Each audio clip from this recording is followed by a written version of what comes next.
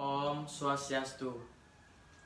Perkenalkan, nama saya Ibtu Dika Indra Ailangga, nomor absen 15 dari kelas 11 MIPA 4. Di sini saya perwakilan sebagai kelompok 3. Om Swastiastu. Kenalkan, nama saya Imade Bogos Anjali, nomor absen 13, kelas 11 MIPA 4. Saya perwakilan dari kelompok 3. Om Swastiastu. Perkenalkan, nama saya Dewa Madari Purnama, nomor absen 04, kelas 11 MIPA 4. Saya dari kelompok 3. Perkenalkan, nama saya Komang Raditya Surya Pramana, nomor absen 19, kelas 11 MIPA 4. Terima kasih.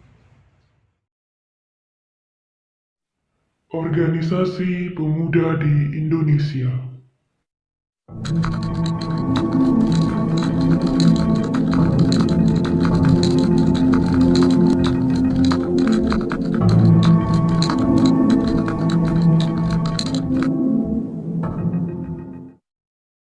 Sejak kongres yang pertama, Budi Utomo telah diambil alih oleh kaum priai atau bangsawan dan para pegawai negeri, sehingga para pemuda kecewa lalu keluar dari Budi Utomo pada 7 Maret 1915. Para pemuda keluaran Budi Utomo mendirikan organisasi pemuda yang disebut Trikoro Darmo di Jakarta.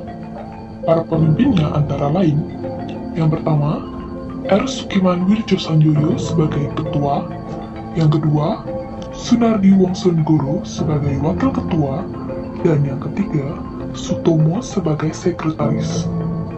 Sementara itu, para anggotanya, Musli, Musodo, dan Abdul Rahman yang diterima sebagai anggota hanya anak-anak sekolah menengah yang berasal dari Pulau Jawa dan Madura. Trikoro Darmo artinya 3 tujuan mulia, yaitu sakti, budi, dan bakti. Adapun tujuan organisasi ini ialah, yang pertama, mempererat tali hubungan antara murid-murid Bumi Putra pada sekolah menengah dan perguruan kejuruan.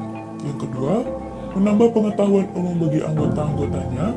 Yang ketiga, membangkitkan dan mempertajam perasaan untuk segala bahasa dan kebudayaan India.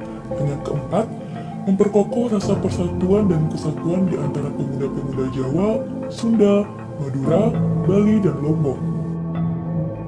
Tahun 1915 sampai 1921, Trikoro Darmo berubah menjadi Jong Java pada 12 Juni 1918 dalam kongres pertamanya yang diadakan di Solo, yang dimaksudkan untuk bisa merangkul para pemuda dari Sunda, Madura, dan Bali. Bahkan, 3 tahun kemudian atau pada tahun 1921, terbersit ide untuk menggabungkan Jong Java dengan Jong Sumatera dan Bon. Namun, upaya ini tidak berhasil. Oleh karena jumlah murid-murid Jawa merupakan anggota terbanyak, maka perkumpulan ini tetap bersifat Jawa dan terlihat dalam kongres kedua yang diadakan Yogyakarta pada tahun 1919 yang dihadiri oleh sedikit anggota yang tidak berbahasa Jawa. Dalam kongres ini, dibicarakan beberapa hal besar antara lain misi untuk bangsa Indonesia, mengubah bahasa Jawa menjadi lebih demokratis, dan perguruan tinggi. Pada pertengahan tahun 1920 diadakan Kongres ketiga di Solo, Jawa Tengah, dan pada pertengahan tahun 1921 diadakan Kongres keempat di Bandung, Jawa Barat. Dalam kedua kongres tersebut bertujuan untuk membangunkan cita-cita Jawa Raya dan mengembangkan rasa persatuan di antara suku-suku bangsa Indonesia.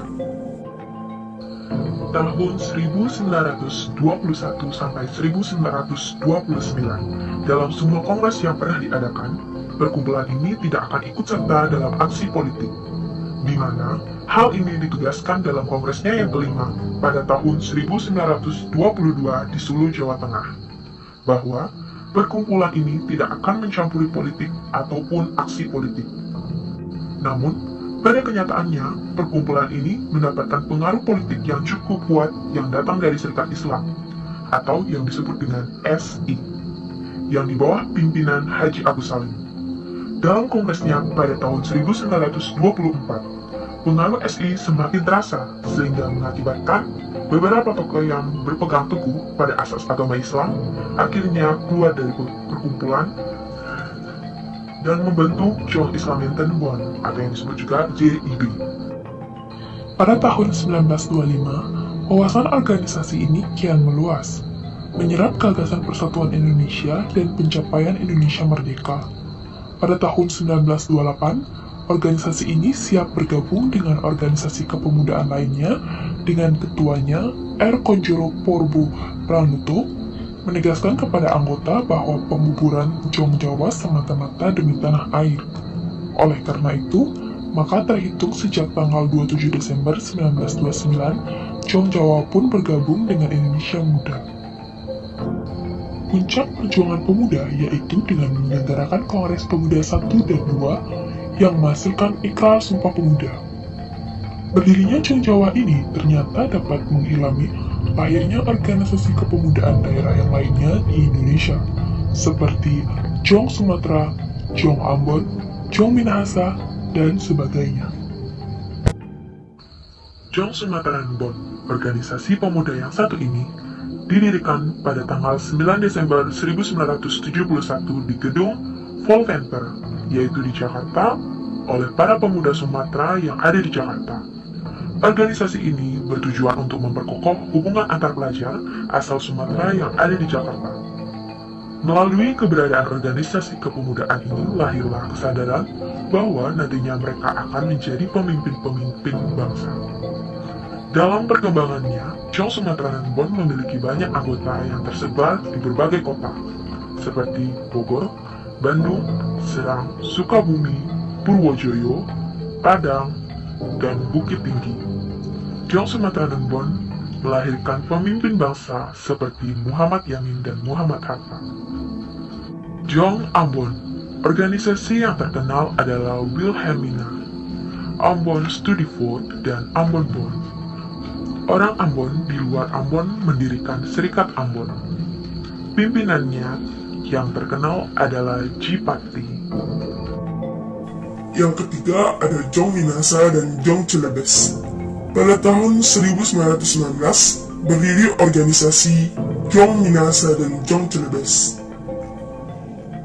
Kedua organisasi ini tidak begitu besar, tetapi berkat berdirinya organisasi ini, muncullah seorang pemuda Minahasa yang terkenal yaitu Sang Ratulangi. Yang keempat, Perhimpunan Pelajar-Pelajar Indonesia atau disebut dengan PPPPI. Sedemikian banyak organisasi kepemudaan yang berdiri pada masa kebangkitan nasional, mengilhami para mahasiswa di Bandung membentuk Perhimpunan Pelajar-Pelajar Indonesia pada tahun 1925. Anggotanya terdiri atas para pelajar Jakarta dan Bandung. PPPI memiliki tujuan menghimpun para pelajar di Bandung dan Jakarta untuk bersama-sama memerdekakan Indonesia. Yang kelima, Jong Indonesia. Jong Indonesia berdiri tahun 1927 di Bandung. Organisasi ini sebenarnya merupakan perkumpulan dari organisasi kepemudaan yang ada di Indonesia. Tujuan dibentuknya Jong Indonesia ialah menyatukan seluruh pemuda Indonesia. Organisasi inilah yang melopori penyelenggaraan Kongres Pemuda yang menghasilkan Sumpah Pemuda.